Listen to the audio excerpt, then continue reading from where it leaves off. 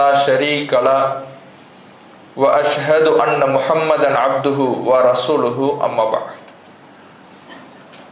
எல்லாம் வல்ல ஏக இறைவனின் அன்பும் அருளும் நம் உயிரினு மேலான நபிகள் நாயகம் ஸல்லல்லாஹு அலைஹி வஸல்லம் அவர்கள் மீதும் அவர்களது வாழ்க்கை வழிகாட்டுதல்களை தங்களால் இயன்றளவு பின்பற்றி வாழ்ந்து மரணித்த நபித்தோழர்கள் மீதும் நபித்தோழியர்கள் மீதும் குறிப்பாக இங்கு அமர்ந்திருக்கும் நம் அனைவர் மீதும் என்றென்றும் நின்று நிலவட்டுமாக. கண்ணியத்திற்குரிய எல்லாம் வல்ல அல்லாஹுவின் நல்லடியார்களே, இஸ்ரவேலர்கள் ஒரு வரலாற்று பார்வை என்ற தலைப்பின் கீழாக கடந்த சில நாட்களாக சில வரலாற்று நிகழ்வுகளை நாம் அறிந்து வருகிறோம். அந்த வகையில் நேற்றைய தினம் நபி தாவூத் அலைஹிஸ்ஸலாம் அவர்களின் காலம் முதல் ஈசா அலைஹிஸ்ஸலாம் அவர்கள் காலம் வரை இஸ்ரவேலர்களுடைய வாழ்வு எப்படி இருந்தது, அவர்களுடைய வரலாறு எப்படி அமைந்திருந்தது, சுலைமான் அலைஹிஸ்ஸலாம் அவர்களால் எழுப்பப்பட்ட மஸ்ஜித் பைத்துல் முகத்தஸ் புக்தனஸர் என்ற பாபிலோனிய மன்னனால் அழிக்கப்பட்டது, அதன் பின்னால் ஆட்சிக்கு வந்த சைரஸ் என்ற மன்னன் யூதர்களை மீண்டும் ஜெருசலத்தில் வாழ அனுமதித்தார். அப்போது அந்த ஆலயம் மீண்டும் எழுப்பப்பட்டது. அதன் பிறகு ஈசா அலைஹிஸ்ஸலாம் அவர்கள் பிறந்தார்கள். தன்னுடைய தூதுத்துவத்தை மக்களுக்கு எடுத்து சொன்னார்கள். யூதர்கள் ஈசா அலைஹிஸ்ஸலாம் அவர்களை பொய்ப்பித்தார்கள் என்பது வரை நேற்று பார்த்திருந்தோம். ஈசா அலைஹிஸ்ஸலாம் அவர்கள் இறை தூதராக வருவதற்கு முன்பு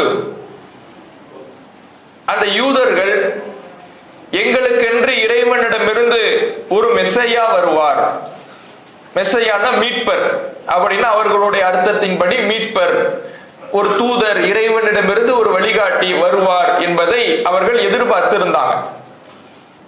அந்த நேரத்தில் தான் நபி ஈசா அலைஹிஸ்ஸலாம் அவர்கள் பிறக்கிறார்கள். அவர்களுடைய பிறப்பே ஒரு அற்புதமாக இருந்தது. அப்ப இவ்வளவு நாள் எதிர்பார்த்து கொண்டிருக்கிறோம் என்று சொல்லக்கூடியவர்கள் ஏற்றுக்கொள்ளத்தக்க வகையில் ஒரு சான்றையும் அவருடைய பிறப்பிலேயே இறைவன் காண்பித்து விட்டான். அப்போது அவர்களை ஏற்றுக்கொள்வதுதான் மிக நியாயமான ஒரு விஷயமாக இருக்கும். பனி இஸ்ரவேலர்களுக்காக அனுப்பப்பட்ட தூதராகத்தான் ஈசா அலைஹிஸ்ஸலாம் அவர்கள் இருக்கிறார்கள். தன்னை இறை தூதர் என்று பிரகடனம் செய்கிறார்கள். அந்த யூத இனத்தில் ஒருவராகத்தான் ஈசா அலைஹிஸ்ஸலாம் அவர்கள் அனுப்பப்பட்டிருக்கிறாங்க. அப்படி அனுப்பப்பட்டிருக்கின்ற பொழுது நம்பிக்கை கொள்ளாமல் இருப்பதற்கு எந்த ஒரு தடையும் இல்லாமல் அவ்வளவு தெளிவான சான்றுகளை அல்லாஹ் அடுத்தடுத்து ஈசா அலைஹிஸ்ஸலாம் அவர்களின் மூலமாக சமர்ப்பிக்கிறார். ஆனாலும் ஈசா அலைஹிஸ்ஸலாம் அவர்களை யூதர்கள் பெரும்பாலும் நம்பிக்கை கொள்ளவில்லை. ஏன்னா ஈசா அலைஹிஸ்ஸலாம் அவர்களுக்கு முன்பு மதகுருமார்கள் என்று அவர்கள் இருந்தார்கள் என்பதை நேற்று பார்த்தோம். நிறைய மதகுருமார்கள் யூதர்கள் இருந்தாங்க. அவர்கள் தான் பெரிய அளவிலே அதிகாரம் பெற்றவர்களாக இருந்தார்கள்.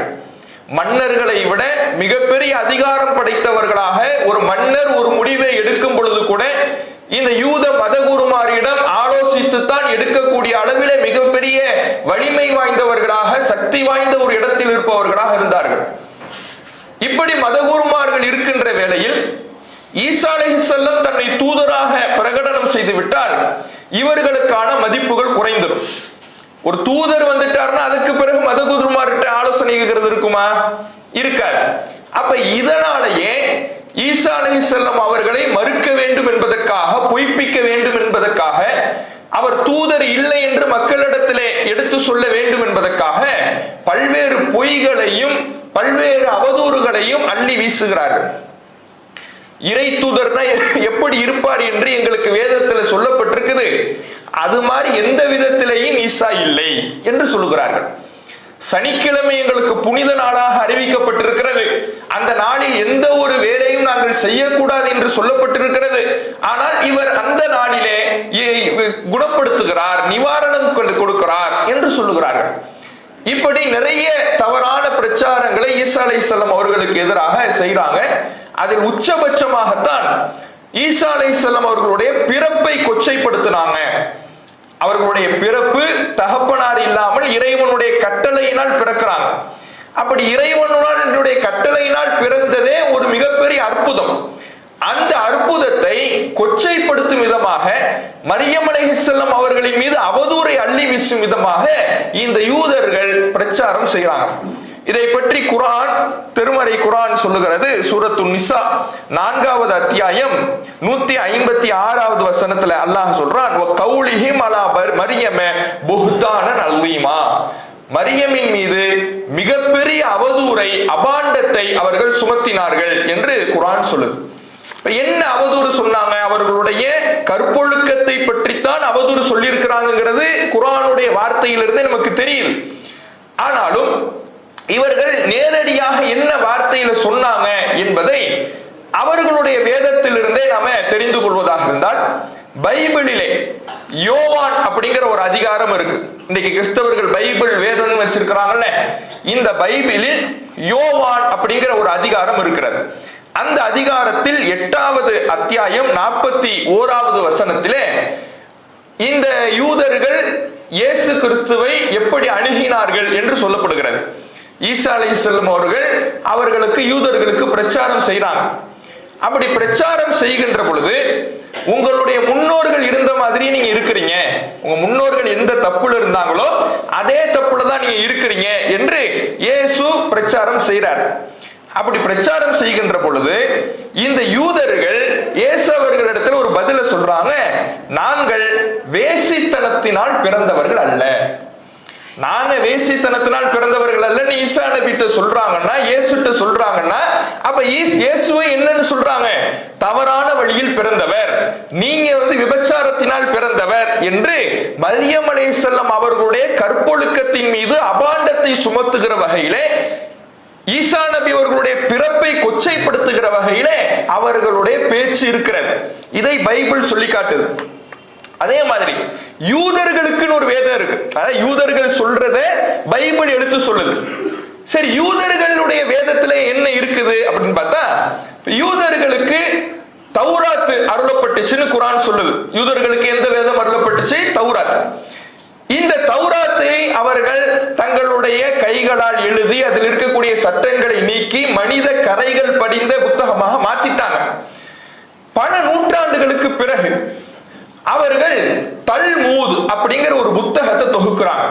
யூதர்கள் என்ன பண்றாங்கன்னா, தல்மூத் அப்படிங்கிற ஒரு புனித நூலை தொகுக்கிறாங்க. இந்த நூலினுடைய நோக்கம், அம்சம் என்னன்னா, இதுவெல்லாம் யூதர்களுக்கு வந்த வாய்மொழி சட்டங்கள். தௌராத் என்பது இறைவன் ஏடாகவே கொடுத்தான்னு பார்த்தோம்ல. மூசா அலைஹிஸ்ஸலாம் அவர்களுக்கு தௌராத் எப்படி வந்துச்சு? ஏடுகளாக வந்துச்சுன்னு பார்த்தோம்.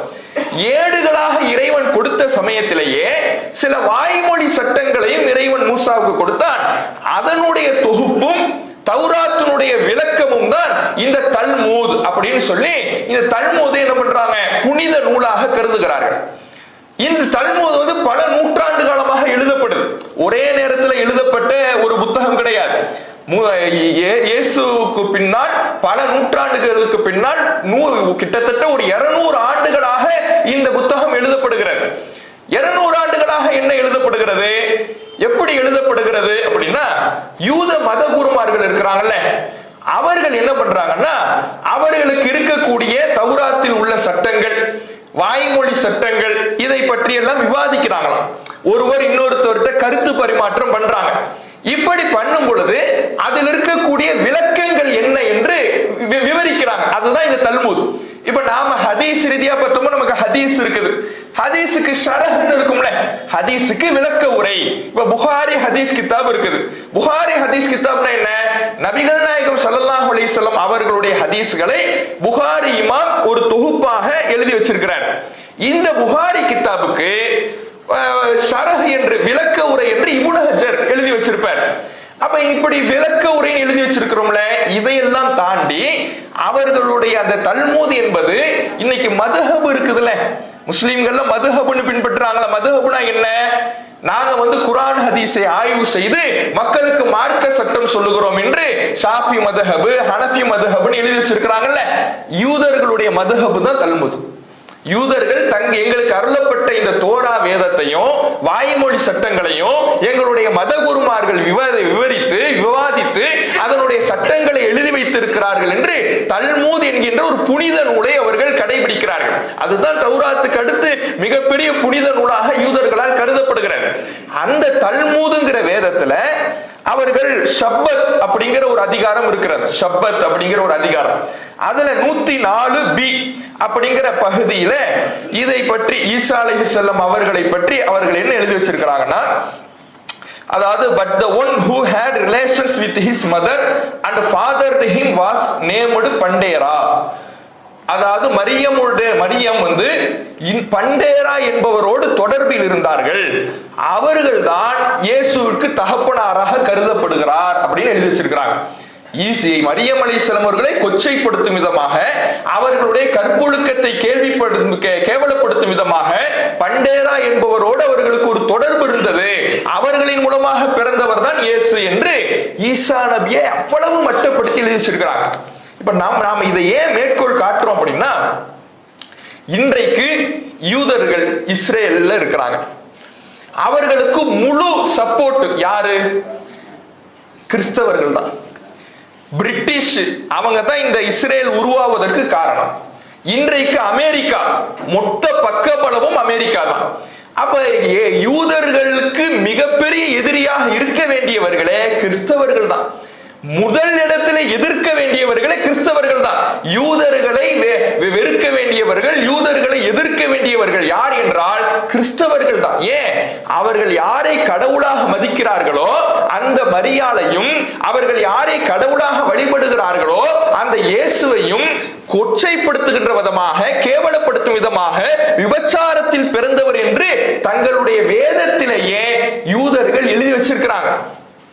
அப்ப யாரை எதிர்க்கணும்? கிறிஸ்தவர்கள் யூதர்கள் எதிர்க்கணும், யூதர்களுக்கு முதல் எதிரியாக நிற்கணும். ஆனா இன்னைக்கு அவங்க ரெண்டு பேரும் தான் கை கோர்த்து கொண்டு இன்றைக்கு இந்த உலகத்திலே மிகப்பெரிய குழப்பங்களை விளைவித்துக் கொண்டிருப்பதை பார்க்கிறோம். அப்ப இப்படி அவர்கள் ஈசா நபி அவர்களை கடுமையாக கொச்சைப்படுத்துறாங்க. அதை இன்றைக்கும் அவர்களுடைய வேதங்களில எழுதி வச்சிருக்கிறாங்க. ஒரு கட்டத்துல அங்க ரோமர்கள் தான் ஆட்சியில் இருந்தாங்க. அவர்களிடத்துல ஈசா நபி அவர்களை தப்பும் தவறுமாக சொல்லி கொலை முயற்சிக்கு அவர்கள் ஆட்படுத்துறாங்க.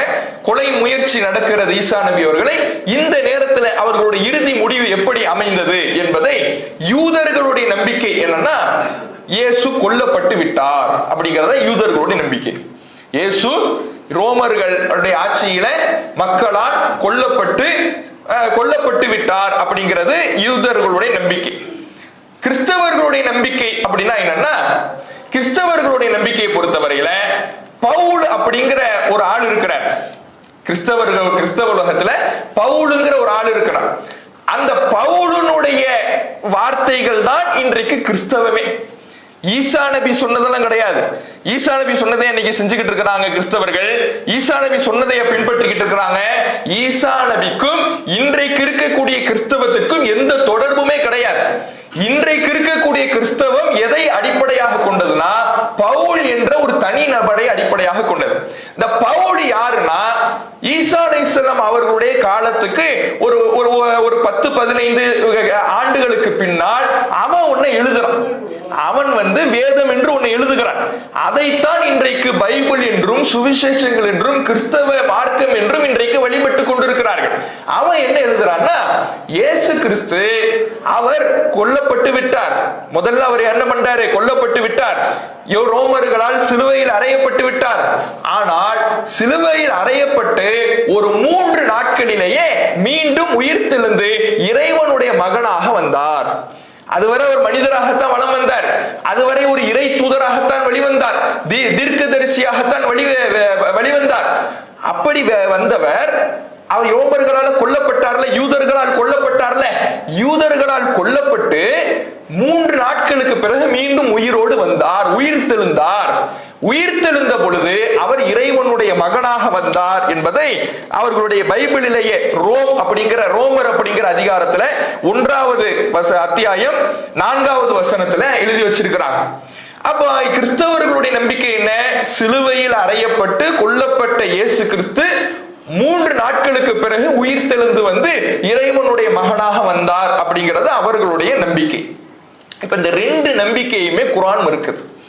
யூதர்களுடைய இந்த கொல்லப்பட்டு விட்டார் அப்படிங்கிற நம்பிக்கையை மறுக்கிறது, கொல்லப்பட்டு விட்டு 3 நாட்களுக்கு பிறகு உயிர் தெழுந்து வந்தார் என்கின்ற நம்பிக்கையையும் குர்ஆன் மறுக்கிறது. அல்லாஹ் குர்ஆன்ல சூரத்து நிசாவுல 157வது வசனத்திலே அல்லாஹ் சொல்கிறான், வமா கத்தலூஹு, அவர்கள் அவரை கொல்லவில்லை. யூதர்களுக்கு அல்லாஹ் மறுப்பு சொல்றான், அவர்கள் அவரை கொல்லவில்லை. வமா சலபூஹு, அவர்கள் அவரை சிலுவையிலும் அறையவில்லை. கொலை செய்யவும் இல்ல, சிலுவையிலும் அறையல. அப்ப என்ன நடந்துச்சு? வலாக்கின் சுப்பிஹலஹும், என்றாலும் அவர்களுக்கு ஆள்மாறாட்டம் செய்யப்பட்டது. வேறு ஒருத்தரை பிடிச்சி அவர்தான் இயேசு கிறிஸ்துன்னு நினைச்சு அவரை சிலுவையில் அறைந்தார்கள், கொன்றார்கள். ஈசா நபி அவர்களை கொல்லல, ஈசா நபி அவர்களை சிலுவையில் அறையல. ஈசா நபி போன்ற தோற்றத்தில் இருக்கக்கூடிய வேறொரு நபரை பிடித்து அவரை தான் கொன்றாங்க, அவரை தான் சிலுவையில் அறைந்தார்களே தவிர ஈசா நபி அவர்களை அவர்கள் கொல்லவும் இல்லை, சிலுவையில் அறையவும் இல்லை. அப்ப ஈசா நபி என்ன ஆனாங்க? பல் ரஃபஅஹுல்லாஹு இலைஹி, அல்லாஹ் அவர்களை தன் பக்கம் உயர்த்தி கொண்டான். வானுலகத்துக்கு என்ன பண்ணிக்கிட்டான்? உயர்த்தி கொண்டான். அவர்களை அல்லாஹ் காப்பாற்றி, அவர்களுக்கு எதிராக நடந்த கொலை முயற்சியிலிருந்து அல்லாஹ் காப்பாற்றி அவர்களை அல்லாஹ் வானுலகத்துக்கு உயர்த்தி கொண்டான் என்பதைத்தான் குர்ஆன் சொல்லுகிறது.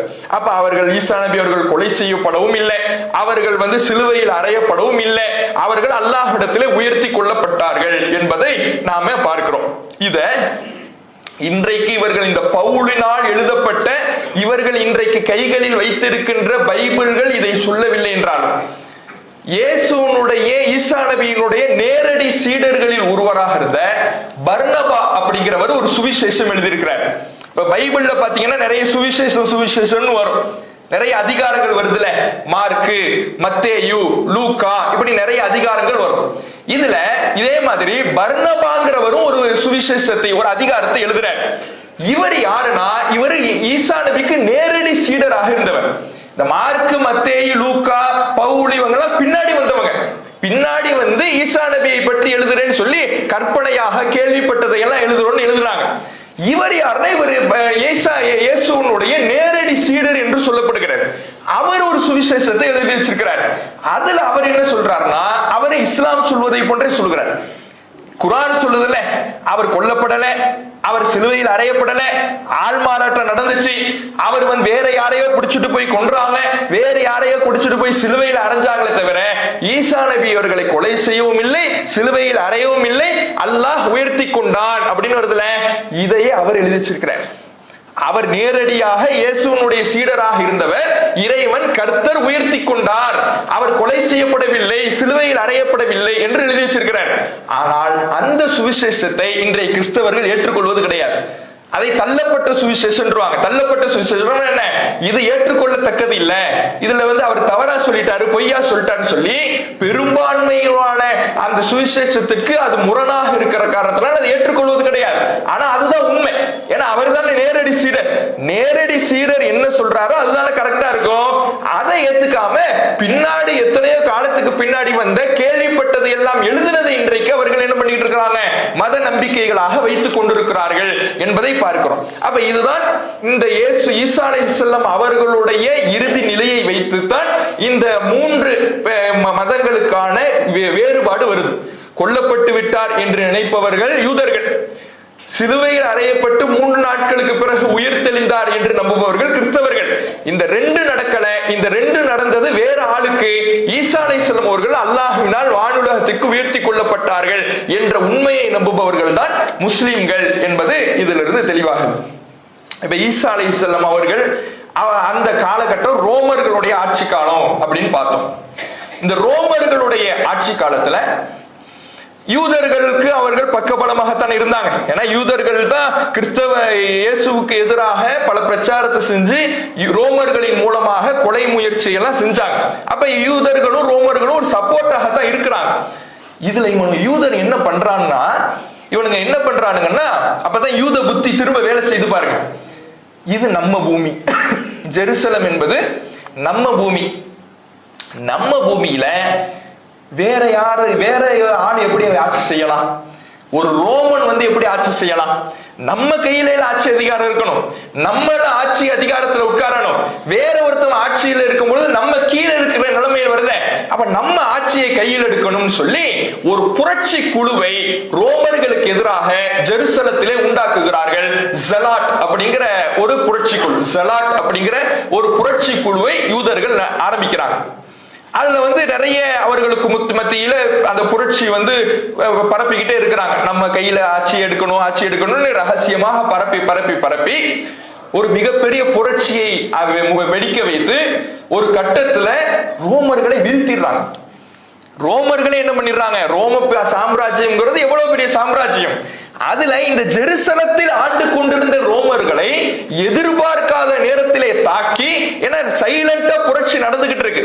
இவங்க என்ன பண்றாங்கன்னா சைலண்டா ஒவ்வொரு ஆளையும் ஆட்கள் திரட்டி ஒரு சைலண்ட் புரட்சி இங்க நடந்துகிட்டு இருக்கு.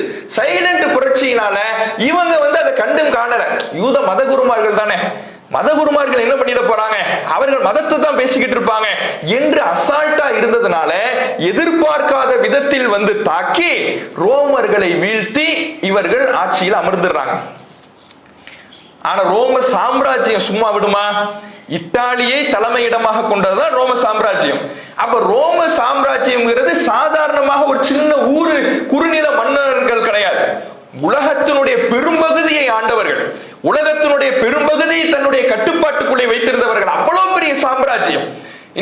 இன்றைக்கு இருக்கக்கூடிய அமெரிக்கா, ரஷ்யா போன்ற வல்லரசுன்னு பேசுறோம்ல, இதையெல்லாம் தூக்கி சாப்பிடக்கூடிய வகையில இருந்த சாம்ராஜ்யம். அவங்க சும்மா விடுவாங்களா?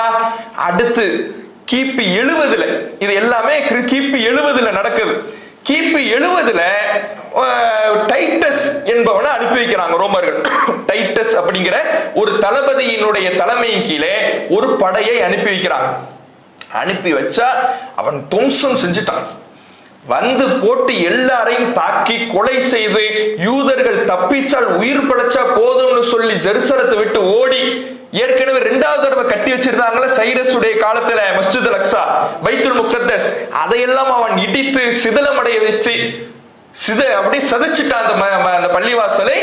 அங்கொண்டு இங்கொண்டு ரொம்ப ஒரு முழுமையான கட்டிடமாக இல்லாமல் சிதைந்து காணப்படுகின்ற அளவுல அதை சிதைத்து யூதர்களை வெட்டி வீழ்த்தி கொலை செய்து கொடூரமாக தாக்கி ரத்த ஆறு ஓடுகின்ற அளவுக்கு மிகப்பெரிய தாக்குதலை அங்க தொடுத்து ஓட விடுகிறான். அங்கிருந்து என்ன பண்றாங்க?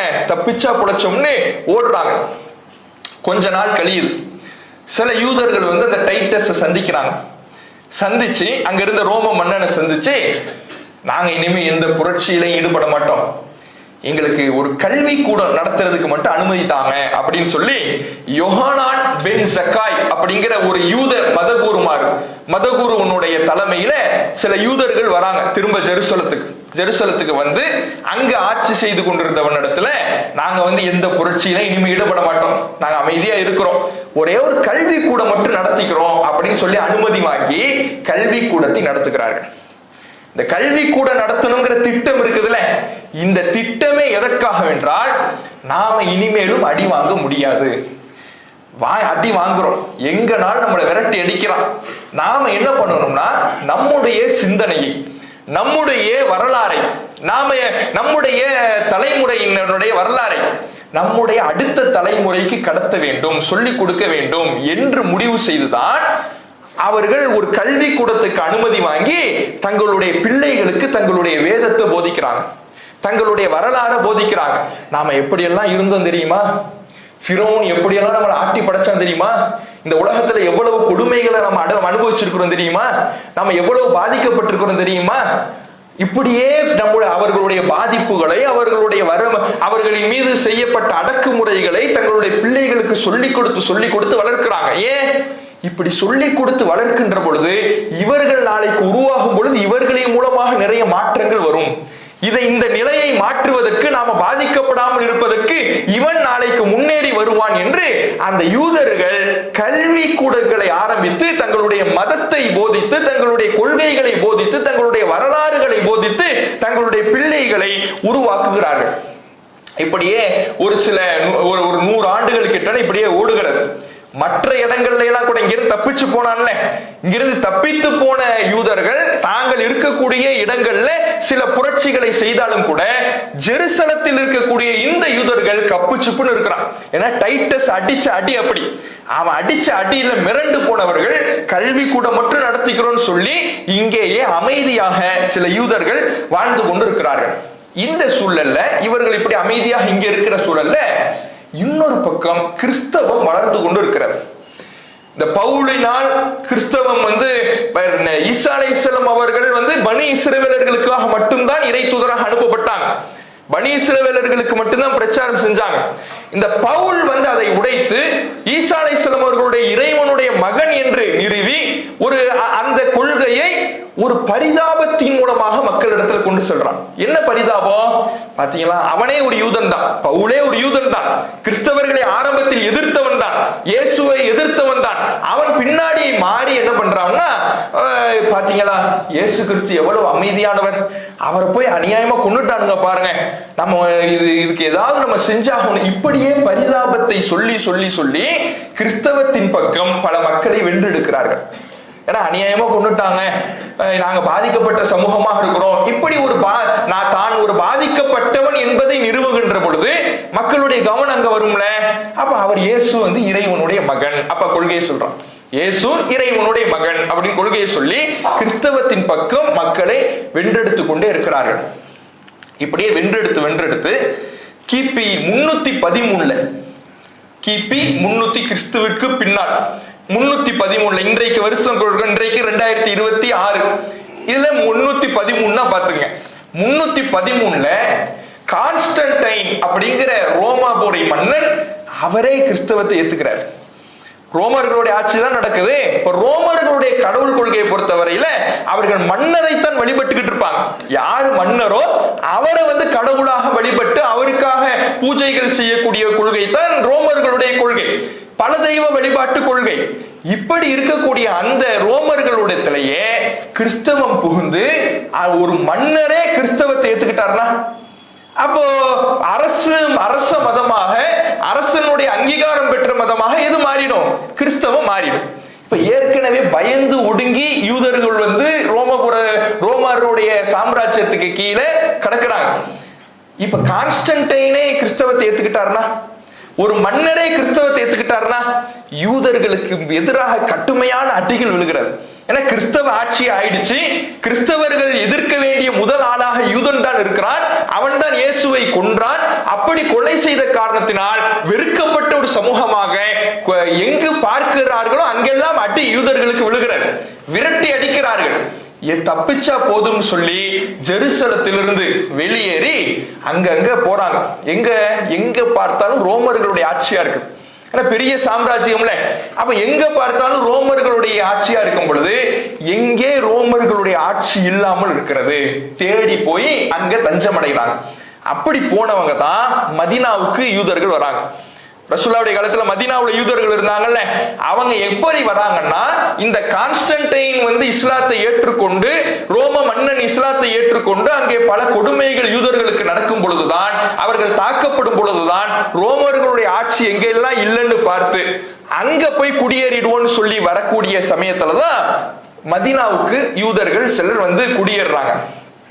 இப்ப இந்த ரசூலுல்லாஹ்வுடைய காலத்துல நபிகள் நாயகம் ஸல்லல்லாஹு அலைஹி வஸல்லம் அவர்களுக்கும் மஸ்ஜிதுல் அக்ஸாவுக்கும் ஒரு தொடர்பு வருது.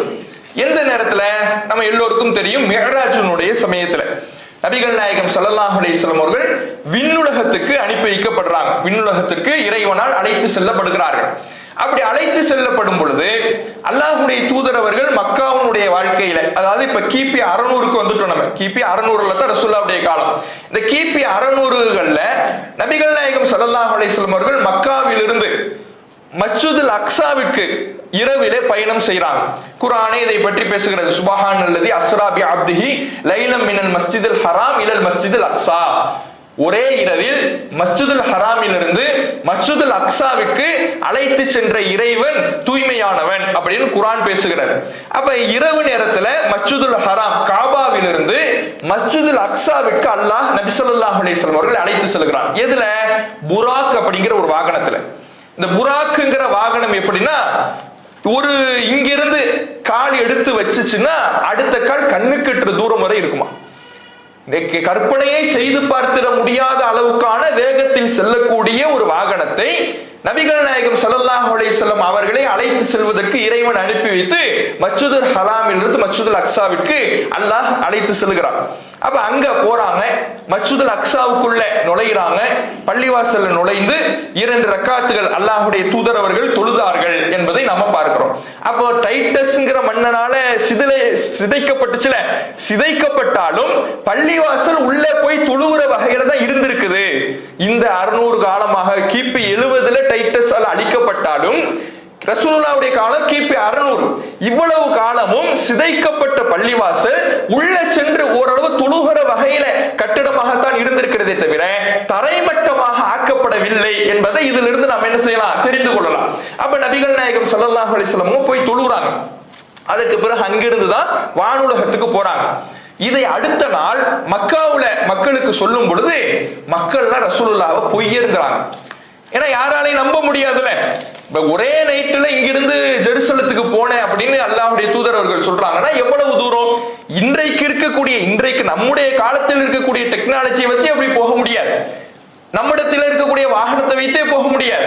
அப்படியான ஒரு தூரத்தை அன்றைக்கு குதிரை, கோவேறு கழுதை, ஒட்டகம் இருந்த காலத்துல ரசூலுல்லாஹ் போயிட்டு வந்தேன்னு சொல்லும் பொழுது அவர்களை பொய்ப்பிக்கிறார்கள். அப்ப அல்லாஹ் என்ன பண்றான்னா, நபிகள் நாயகம் ஸல்லல்லாஹு அலைஹி வஸல்லம் அவர்களை மக்கள் நம்ப வேண்டும் என்பதற்காக, இந்த அற்புதத்தின் மூலமாக பல மக்கள் இஸ்லாத்தை ஏற்க வேண்டும் என்பதற்காக அந்த பைத்துல் முகத்தஸ் மஸ்ஜிதுல் அக்ஸாவுடைய காட்சிகளை என்ன பண்றான்னா அல்லாஹ் அப்படியே காட்டுறான்.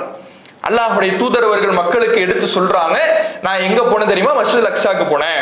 மஸ்ஜிதுல் அக்ஸாக்கு போனீங்க, பைத்துல் முகத்தஸுக்கு போனீங்கன்னா நீங்க அது எப்படி இருந்துச்சுன்னு சொல்லுங்கன்னு அங்க போயிட்டு வந்த சில பேர் கேட்கிறாங்க. போயிட்டு வந்த அங்கிருந்து வியாபார தொடர்பு இருந்துச்சு. சிரியாவுக்கும் மக்காவுக்கும் வியாபார தொடர்பு இருந்துச்சு. மக்காவிலிருந்து சிரியாவுக்கு வியாபாரம் போவாங்க. அப்படி போகக்கூடிய வழியில ஜெருசலம் இருக்கிறதுனால அந்த பகுதிக்கு போயிட்டு வரக்கூடியவங்களா இருந்தாங்க. அப்ப நீங்க அங்க போயிருந்தீங்கன்னா, ஒரே நைட்டுல போயிருந்தேன்னு சொல்றீங்க, அது நம்புற மாதிரி இல்ல. சரி, போயிருந்தீங்கன்னா அது எப்படி இருக்கும்னு சொல்லுங்க ரசூலுல்லாஹ்ட்ட கேட்கும் பொழுது நபி ஸல்லல்லாஹு அலைஹி வஸல்லம் அவர்களுக்கு அல்லாஹ் அந்த காட்சியை காட்டுகிறான். அப்படியே ஒரு வீடியோவாக அல்லாஹ் காட்டுகிறான். அதை பார்த்து பார்த்து அல்லாஹ்வுடைய தூதர் அவர்கள் இப்படி இருக்கும் இப்படி இருக்கும் இப்படி இருக்கும் விவரிக்கும் பொழுது அவர்கள் நம்பினார்கள் என்பதை நாம பார்க்கிறோம். அப்ப இது நபிகள் நாயகம் ஸல்லல்லாஹு அலைஹி வஸல்லம் அவர்களுடைய காலகட்டத்துல. இதே காலகட்டத்தில் அல்லாஹ்வுடைய தூதர் அவர்களுடைய இதே 600 காலகட்டத்துல 614 கிபி 614 ரோமுடைய ஆட்சியில தான் இருந்துச்சு. இப்ப இந்த ரோமர்கள் தோற்கடிக்கப்பட்டு பாரசீகர்கள் வெல்கிறார்கள். பாரசீகம் அப்படிங்கிற ஒரு சாம்ராஜ்யம் இருந்துச்சு. ரோம சாம்ராஜ்யம் ஒரு புறம், இன்னொரு புறம் பாரசீகத்தினுடைய சாம்ராஜ்யம். ரோமர்கள் அளவுக்கு மிகப்பெரிய சாம்ராஜ்யம் இல்லை என்றாலும் அவர்களுக்கு அடுத்தபடியான ஒரு பேரரசு, ஒரு சாம்ராஜ்யம்னா பாரசீகர்களுடைய, பெர்சியன் அப்படிங்கிறோம்ல, இன்றைக்கு ஈரான், அந்த சாம்ராஜ்யம் தான் இருந்தது. அப்ப இந்த பாரசீகர்களுடைய சாம்ராஜ்யம் வென்று அவர்களுடைய கைக்கு ஜெருசலம் போகிறது. இப்படி இவங்க வெல்றாங்கல்ல, ரோமர்களை பாரசீகர்கள் வெல்றாங்கல்ல, இதுல என்ன நடக்குதுன்னா, ஏற்கனவே ஜெருசலத்திலிருந்து ஓடி போனாங்கல்ல யூதர்கள், பல நாடுகளுக்கும் ரோமர்கள் ஆட்சியினுடைய ஆட்சி இல்லாத பகுதிகளுக்கெல்லாம் ஓடி போனாங்கன்னு பார்த்தோம்ல. அவங்க என்ன பண்றாங்கன்னா, பாரசீகர்கள் ஜெருசலத்துக்கு படையெடுத்து போறாங்க. இந்த நேரத்துல பாரசீகர்களோடு நாம ஒரு டீலிங் பேசிக்கிட்டா நாம திரும்ப ஜெருசலத்துக்கு போறதுக்கு உதவும் அப்படின்னு சொல்லி அங்கங்க கடக்கிற யூதர்கள்லாம் என்ன பண்றான்னா ஒரு திட்டம் போட்டு அவன் எல்லாம் வரான். பாரசீகர்கள்ட்ட பேசுறான், பெர்சியர்கள்ட்ட பேசுறான். என்ன பேசுறான், நாங்க உங்களுக்கு இந்த போரிலே நீங்கள் வெல்வதற்கு உதவுகிறோம், படை வீரர்களாக வருகிறோம், நாங்கள் உங்களுக்கு பக்கபலமாக இருக்கிறோம், உங்களோடு சேர்ந்து போரிடுகிறோம், நாங்கள் எந்த தியாகத்தையும் செய்ய தயார், நாங்கள் உங்களுக்கு பக்கபலமா இருக்கிறோம் என்று சொல்லி, நாங்கள் இந்த போரிலே வென்று விட்டால் ஜெருசலம் மட்டும் எங்களுக்கு, மற்ற எல்லாத்தையும் நீங்க வச்சீங்க, ஜெருசலம் மட்டும் எங்களுக்குன்னு ஒரு டீலிங் பேசுறான். சரின்னு சொல்லி ரோம சாம்ராஜ்யத்தை எதிர்க்கணும்னா வரவணையெல்லாம் கூப்பிட்டுக்கணும். அப்பதான் ரோம சாம்ராஜ்யம்ங்கிற ஒரு மிகப்பெரிய சாம்ராஜ்யத்தை பாரசீகர்களால் வெல்ல முடியும். அப்ப இவன் யூதர் வந்த உடனே சரின்னு சொல்லி அவர்கள் பாரசீகர்களும் ஏற்றுக்கொண்டு போறாங்க, போருக்கு போறாங்க. போர்ல ரோமர்களை தோற்கடிக்கிறார்கள். பாரசீகர்கள் அவருடைய ஆட்சி வருகிறது. பாரசீகர்களுடைய ஆட்சி வந்த உடனே யூதர்களை அங்கே ஆட்சியில் அமர்த்தி விட்டு அவர்கள் திரும்ப ரிட்டர்ன் போறாங்க.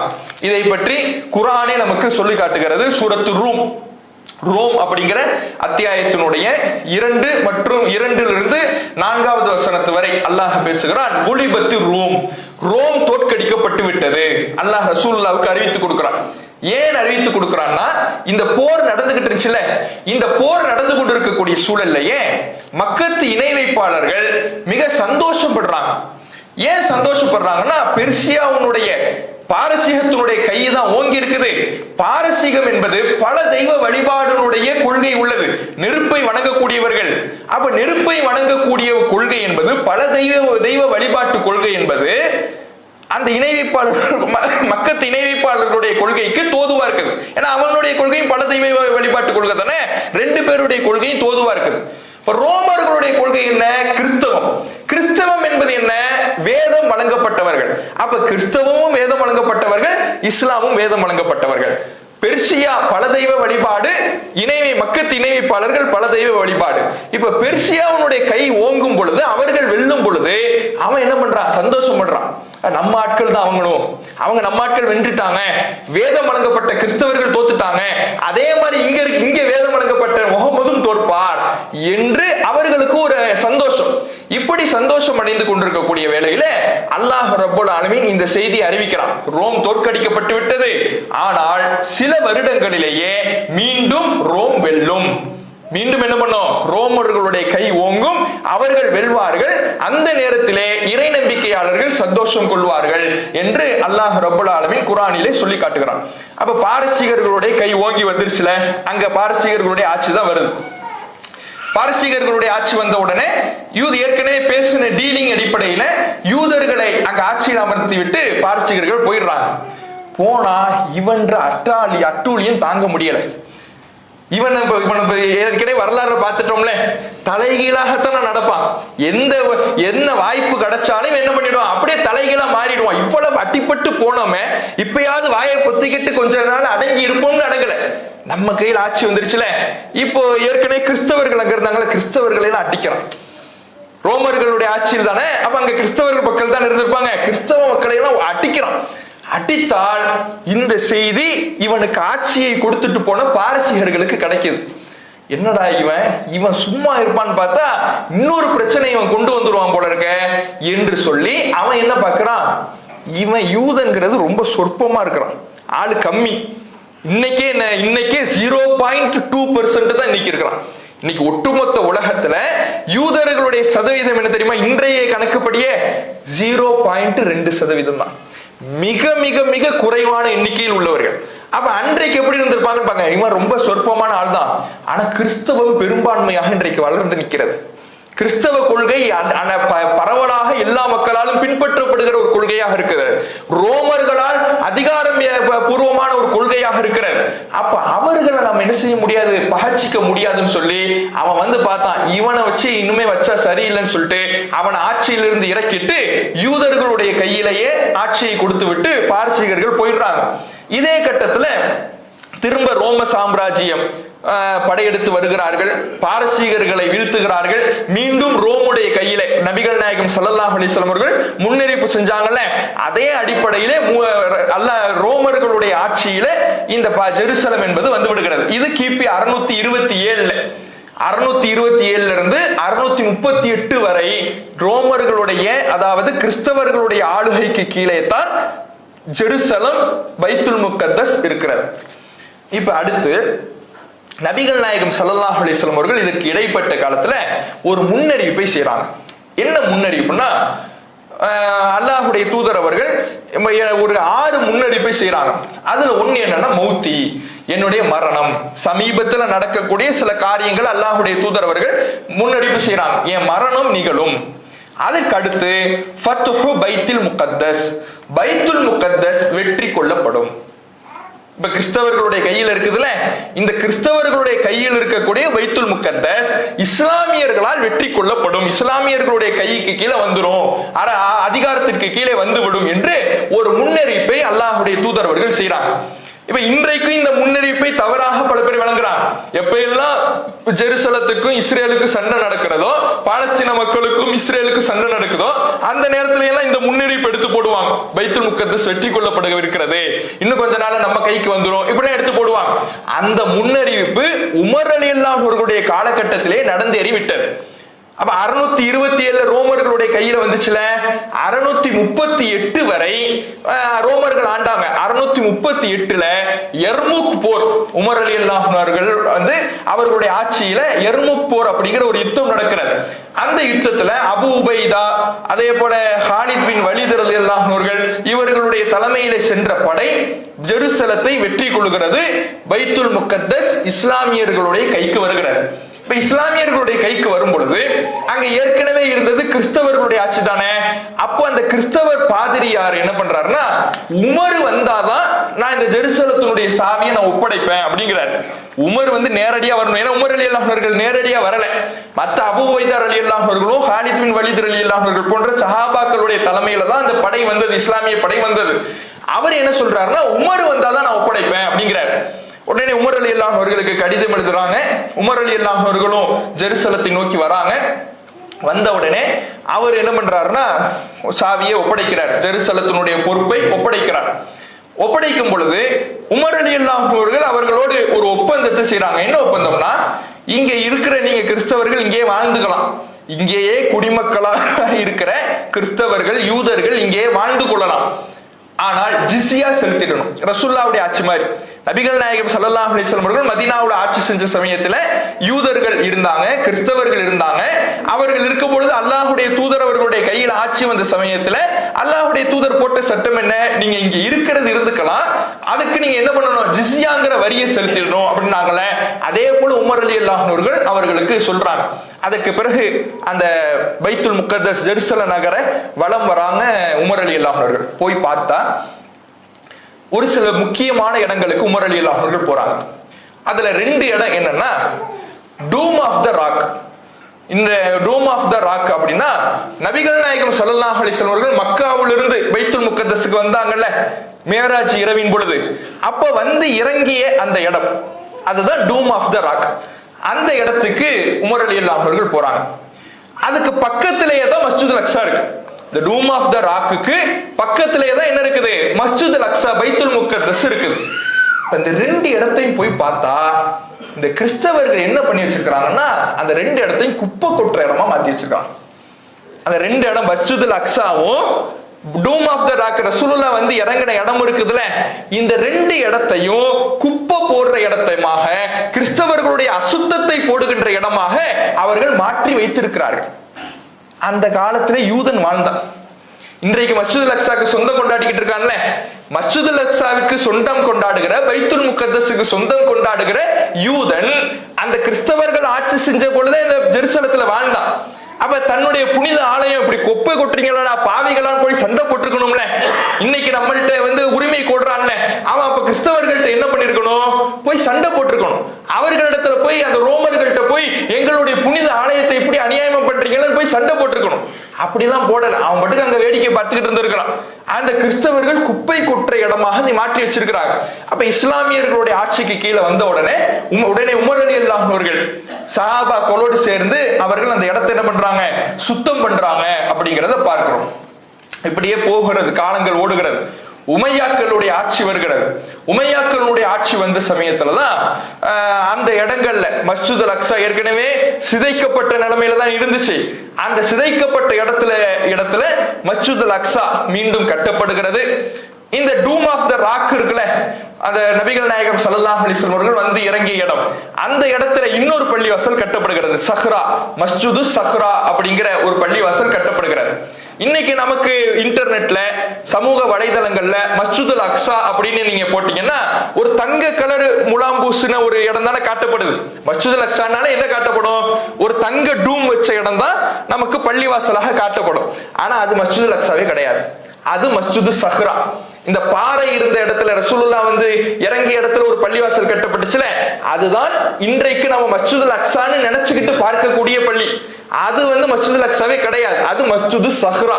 அந்த சஹ்ரான பாறை, அந்த பாறைக்கு மேல் கட்டப்பட்ட பள்ளிவாசல். மஸ்ஜிதுல் அக்ஸாங்கிறது அதுக்கு பக்கத்துல தான் இருக்குது. அதுக்கு இந்த மஸ்ஜிதுல் அக்ஸா இப்ப என்ன ஆணுச்சு அப்படிங்கிறத நம்ம பார்த்தோம்னா, இப்ப உமையாக்களுடைய ஆட்சியில் இந்த 2 பள்ளிவாசலும் கட்டப்பட்டுருச்சா, இப்படியே இஸ்லாமியர்களுடைய ஆளுகைக்கு கீழேயே தொடர்ச்சியாக இந்த ஜெருசலம், மஸ்ஜிதுல் அக்ஸா, பைத்துல் முகத்தஸ் இருந்து கொண்டே வருகிறது. பல்வேறு தாக்குதல்களை தொடுத்து பார்த்துக்கிட்டே இருக்கிறாங்க ரோமர்கள். ஆனா அவர்களால் ஒண்ணுமே பண்ண முடியல முஸ்லிம்களை. முஸ்லிம்களுடைய கைதான் ஓங்கி இருக்கிறது. முஸ்லிம்களுடைய ஆளுகையிலிருந்து இதை மீட்டெடுக்க அவர்களால் முடியவே இல்லை. இந்த சமயத்துல கடுமையான அடி வாங்கி விடுகிறார்கள் ரோமர்கள். ஐரோப்பியர்கள் கடுமையான அடி வாங்கி விடுகிறார்கள். அடி வாங்கி தங்களுடைய அவ்வளவு பெரிய சாம்ராஜ்யமாக இருந்தவர்கள் தங்களுடைய ஆளுகையிலிருந்து ஒவ்வொரு பகுதியாக இழந்து மிகப்பெரிய ஒரு நஷ்டத்தை சந்தித்த நிலைமையில போப்பை போய் பார்க்கிறாங்க. இன்னைக்கு போப் ஆண்டவர்னு இருக்கிறாங்களே கிறிஸ்தவனுடைய மத குருமாரா. அப்ப அந்த சமயத்துல 1095 கிட்டத்தட்ட இன்னையிலிருந்து ஒரு 1000 வருஷத்துக்கு முன்பு 1095ல அப்போ போப்பாக இருந்தவருடைய பெயர் இரண்டாம் அர்பன். அவரை போய் பார்க்கிறாங்க. அவரை போய் பார்த்து, நாம நம்முடைய இயேசு கிறிஸ்து வாழ்ந்த இடம், உயிர்த்தெழுந்த இடம் என்பது இந்த ஜெருசலம், அது இஸ்லாமியர்களுடைய ஆட்சியில இருக்கிறது நல்லது இல்லை அப்படின்னு சொல்லி சில கிறிஸ்தவர்கள் போய் கோரிக்கை வைக்கிறாங்க. ஆனா இந்த கோரிக்கை என்பது மத வழிபாட்டு தலத்தை மீட்பதற்காக அல்ல. அது அவர்களுடைய நோக்கம் கிடையாது. அவர்களுடைய நோக்கம் என்னன்னா, யூரோப்பினுடைய ஆட்சியை வலுப்படுத்தணும், தங்களுடைய அரசு அதிகாரத்தை கொண்டு போகணும் என்பதுதான் அவர்களுடைய நோக்கம்.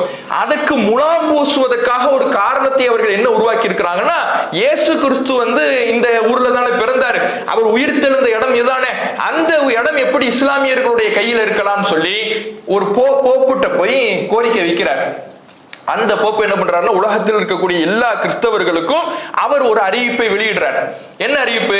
நாம் ஜெருசலத்தை மீட்க வேண்டும், ஜெருசலம் கிறிஸ்தவர்களுடைய கையில வர வேண்டும், அதற்காக நம்ம முயற்சி பண்ணணும், அதற்காக நம்ம போரிட வேண்டும்.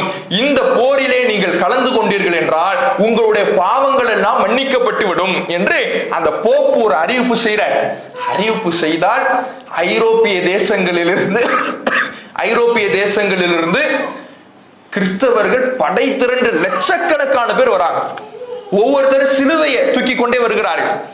சிலுவையை தூக்கி கொண்டு ஏன் வராங்க? அவர்கள் அதை ஒரு அடையாளமாக, தங்களுடைய அடையாளமாக கொண்டு வருகிறார்கள். அதனாலதான் இந்த போருக்கு பெயர் சிலுவை போர். சிலுவை போர்னு வரலாறு சொல்லுவாங்களே, இந்த போர் இப்பதான் நடக்குது. முஸ்லிம்களுக்கு எதிராக கடுமையான முறையில லட்சக்கணக்கான கிறிஸ்தவர்கள் படை திரண்டு வருகிறார்கள். பார்க்கிற இடங்களில் எல்லாம், வழியில எல்லாம் யூதர்களையும் இவங்க கொள்றாங்க. வழியில அங்கங்க யூதர்கள் இருப்பாங்கல்ல, அந்த யூதர்களையும் கொள்ளுகிறார்கள். இஸ்லாமிய அரசாங்கங்களுக்கு எதிராக கடுமையான முறையில தாக்குதலை தொடுக்கிறார்கள். அந்த சமயத்துல இஸ்லாமிய ஆட்சியாளர்கள், சில திறமையற்ற ஆட்சியாளர்கள் இருந்த காரணத்தினால இஸ்லாமிய ஆட்சியாளர்களால் தாக்கு பிடிக்க முடியல.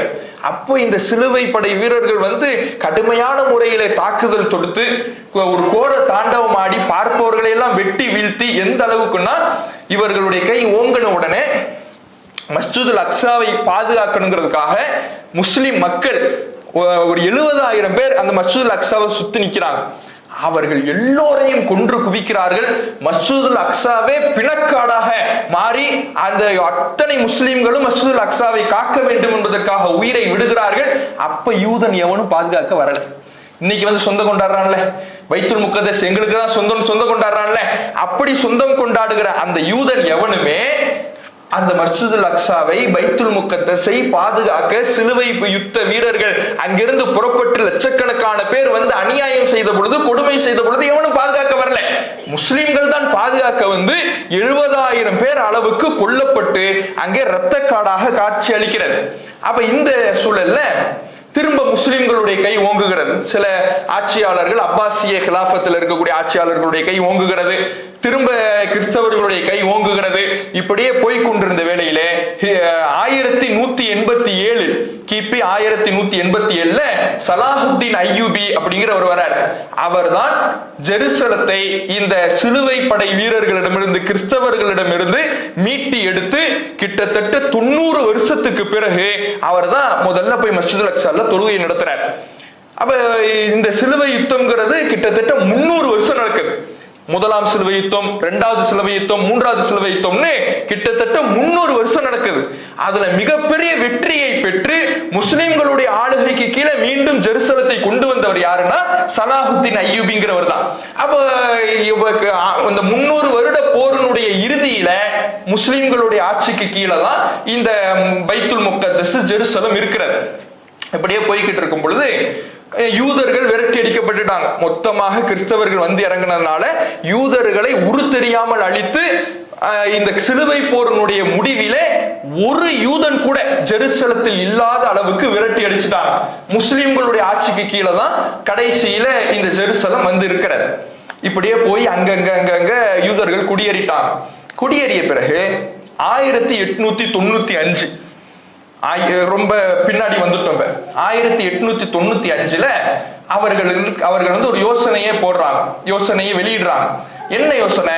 நமக்கென்று ஒரு நாடு வேண்டும், நமக்கென்று ஒரு நாடு வேணும். நம்ம ஒவ்வொரு நாடா போறோம், எங்கு பார்த்தாலும் கிறிஸ்தவர்கள் அடிச்சு விரட்டுறான், நம்மளை வாழ விடுறது இல்ல, கொலை செய்யறான், எங்கு பார்த்தாலும் நம்முடைய மக்கள் அடித்து துரத்தப்பட்டுக்கிட்டே இருக்கிறாங்க. இப்ப நமக்கென்று ஒரு நாட்டை நாம் உருவாக்க வேண்டும் என்று ஜியோனிசம், அதான் என்னது ஜியோனிசம், யூத சியோனிசம் நம்ம கேள்விப்பட்டிருப்போம்ல.